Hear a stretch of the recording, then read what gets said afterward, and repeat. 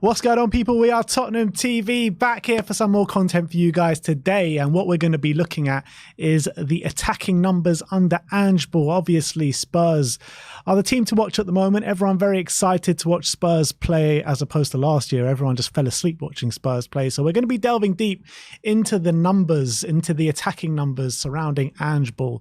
So, Sim, take it away. Yeah, so we're going to be looking at what we are doing really well and what the metrics we're performing really high at. And also we're going to be looking at some of the metrics that maybe could do some improving. Maybe some of the metrics we're not doing so well at. And we're going to take a deep dive. And, halfway through the season, it's a good time to look at the numbers and see what Ange has been doing with this team and why we're so good going forward and maybe what needs to be improved. So looking at the first metrics we're going to look at, and that's like the shots, chance creation, amount of goals we're scoring, these kind of things. So if you look at these, like obviously the main attacking numbers people like to look at. Obviously performing really strongly. Second for goals scored in the league. Second for non-penalty goals as well. If you're looking at non-penalty XG, performing very high, fourth. Shots, we're second. Shots on target, we're fourth. Shot on target percentage, so how many shots are actually on target that you take, we're third. And shot creating actions, which is any pass, dribble or shot that leads to a chance, we are third. So these numbers are clearly very strong. We're performing very high at these, and that's probably a consequence of why we've been able to score lots of goals. And I'm sorry, well, it's not. This is us scoring lots of goals, but obviously we'll look deeper into how we're getting these chances. But clearly, this season we've been able to get lots of chances, take a lot more shots than we were last season, and obviously that's evidence of that. So very, very strong numbers there, which is very good. A lot of fans, salty rival fans, like to say, "Oh, Spurs are just going through a bit of a luck period at the moment." Scoring a lot of goals, but people saying that, Spurs are playing well right now, but how long can it last and is it sustainable? And I would say it is. And when you're looking at these numbers, it shows like the work in such a short space of time that Ange Postecoglou has done, because last season under Conte, we were like down, very low down in all these metrics. And in such a short space of time, he's turned it around, made us one of the most attractive attacking teams in the Premier League. And not only that, we got rid of Harry Kane in the summer. Harry Kane was central to every single thing that we were doing. One of the best players in world football, if not the best, number 9 in the world. And it's just a joy to behold. And also, you got to take into account all the injuries that we've had as well throughout the whole season. So it's even more impressive when you take that into account. Yeah, and I think it's important as well. We've only got 1 penalty so far this season. So most of these goals obviously have been from open play, and I think it's very, very strong show, and it shows the system that Ange has implemented has been able to create so many shots on goal. And considering, as you say, we're 6 months into this project, to have such strong, attacking numbers in this area is really, really impressive. But I want to look at, obviously goals is important and things like that, but when we look at how things are sustainable, you've got to even drill deeper into the numbers, see how you're performing as a team, seeing how you're building up and all these kind of things, and what your numbers are there. So we'll look into the next one, which I think is the passes. This is our passes stat, and these are like the main passing metrics that we're performing very well at this season so far. So we're third for the amount of passes overall. Progressive passes, we're second. Key passes, third. Passes into the final third, we're third. Passes into the penalty area, we're second. Progressive passes received, so that's how many times players are receiving passes in advanced areas, we're second. And obviously for the amount of through balls as well, we are second. So I think, again, like compared to how we were under Conte, remember we had to like basically unlearn everything we learned last season under Conte and implement a new system.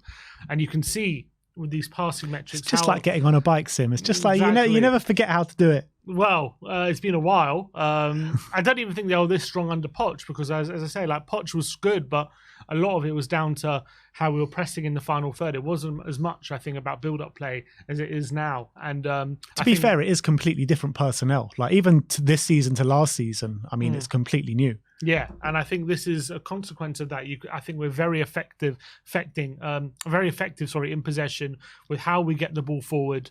We make a lot more passes forward than most people, and also passes into the penalty area, getting into those dangerous positions as well. And obviously, key passes third.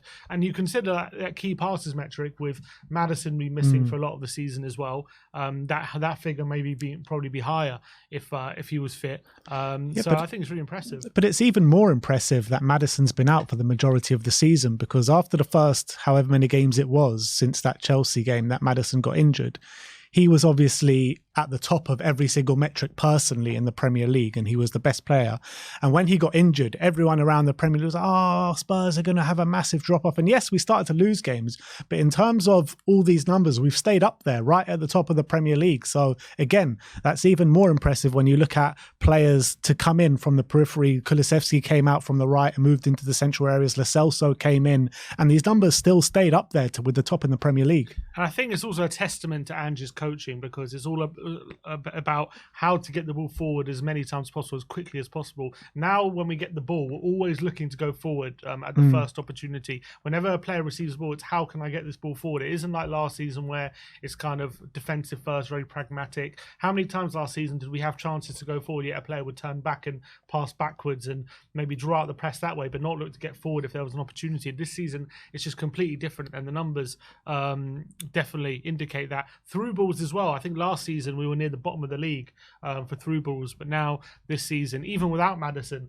we're second in the league for the amount of through balls we attempt, which shows we're always trying to get in behind, trying to find that space and put the opposition under pressure. So really, really good stats as well when it comes to that. I don't remember the last time Spurs have actually had players on the periphery like a Giovanni Lo Celso that have come in off the bench and were classified as maybe the B team and come in and done such a good job. Like even under Pochettino, Kyle Walker and Kieran Trippier aside, that right back, you're looking at the players that came in off the bench. No one really did well, did they? It was always our first 11 that was the guys that would play well. And, you bring in your Clinton and G's and your Nkudus and these kind of guys, and they never really pulled any numbers, to be honest. Under Conte, Mourinho, all these managers, every time we played fringe players, they always let us down. But now under Ange Postecoglou, which goes back to what you were saying, the testament to his coaching methods and the way he's bringing on these players and giving them all self-belief, you're seeing the numbers.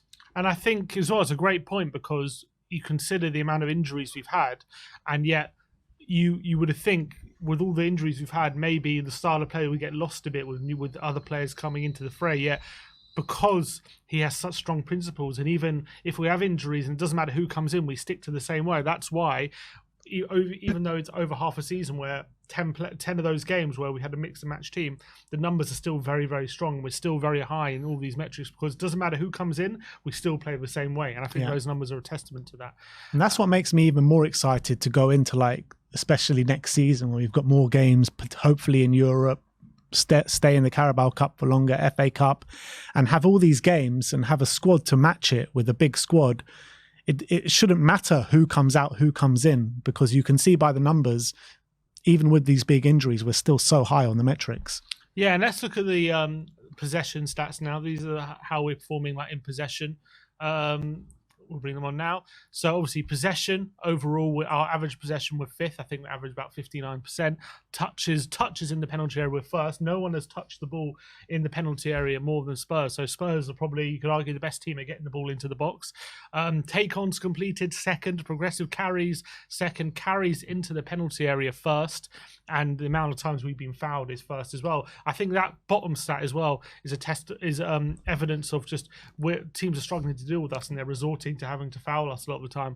And also, I think what's really great about these stats here about carries is, first of all, the bravery it takes for players to take people on, carry the ball into space when given the opportunity. But what I really like about it is we're top of the passing. Well, near the top of the passing, I should say, and in possession with carries as well, when we're pretty much at the top of that. So it's like, if you stop us from passing the ball forward, we'll just carry the ball forward. And if you stop us from carrying it, it will pass our way through you. It's like a double threat. And that's the most positive thing I'm looking about these stats in possession. Yeah, and kind of when you look at the past few years, particularly, keep going back to Jose and Conte, we only really had one threat, didn't we? And that was play the ball through to Harry Kane and he'll do the rest. Now we've actually got a whole team that, like you say, can either run through you, can either pass through you. And it's just so exciting to watch. It's so exciting to see what the future of Tottenham Hotspur hold. And it's all down to one man, and that is Ange Postecoglou, for drilling in these kind of methods and practices into our team. Yeah, and I think the touches in the penalty area stat is quite significant, because I think it shows that there's another level for this team to go up once we start really clicking attack. Obviously, we're doing well in attack, and that's what these stats show. But I think there's so many occasions where we get the ball into the box and maybe the final pass, or we take too long to get the shot off and the shot gets blocked and things like that. But once we have more time on the training pitch, the players have more time together, and we start clicking, getting those combinations in tight spaces, that the fact that we're already at a stage where we're building, our build-up is getting us the most touches in the penalty area more than any other team, that just goes to show for me how dangerous we are as a team. And once we start taking full advantage of that, the longer it goes, it's just going to mean the build-up is there. We just have to work on that final part now, which is making sure we get those shots off. Obviously, we're getting a lot of shots off, but maybe being a lot more clinical, getting those combinations in the penalty area, and that's going to really make us fly, I think. And that's what Ange has alluded to, hasn't he? He said that the attack isn't really playing the way he wants it. It's not as fluid as he wants it. And if you look at his past teams, particularly Celtic, you can see so many different avenues of the way they attack and the way their attackers move. And I don't think we've even touched the surface yet of what Ange wants to do with those attacking players. And that's a scary thought, to be honest, because when you're looking at the numbers that we're producing now in the infancy of what Ange is doing, what can this team achieve? It's actually mad to think about. Yeah, it's crazy. I think the fact that we're near the top of these metrics so quickly is really impressive, and it's very unexpected as well. And I think I wouldn't have expected us to be performing so well in a lot of these aspects, especially like, you know, take-ons completed as well. Considering, like, if you look at our squad, we don't have many like amazing dribblers. The fact that they all have the bravery and the quality to take people on, and so successfully as well, is really, really great. But there's some other stats of things that we, you know, have to improve on, things that we're maybe not performing so well at in the first half of the season. Obviously, it's great to look at things we're performing high at, but it's also, I think, important to look at what we can improve on, what metrics are we not performing so well at. And these are the stats here which maybe we could be doing better at. So obviously, non-penalty XG we're 4th, but XG overall we are 8th because of the penalty situation. We've only got one penalty compared to, which is a disgrace, by the way. Yeah. Like, we should have had so many more penalties than we've actually had this season. Exactly. So I wouldn't say it's a bad stat per se, but it's overall our expected goals is a lot less just than a lot of our competition, just because of penalties. Crosses into the penalty area, we're 19th. Again, that's probably a consequence of how we try to build up. We don't really swing too many crosses in now. We either play low crosses along the floor, or we try to, you know, play through central areas, try to play our way through the team. So it's not a bad stat per se, but obviously, maybe if we did swing a few more crosses in, we could add that extra avenue of attack as well. But I would also say that crosses into the penalty area thing. First of all, I think it's because we don't have wingers that Ange Postecoglou, like classic Ange Postecoglou wingers that, you know, that touch that tug the touchline right at and stay really wide and swing those crosses in time and time again. We just don't have those kind of wingers at the moment. And I think with the likes of us trying to bring in Nusa, that is a step to getting those kind of wingers through the door at this football club.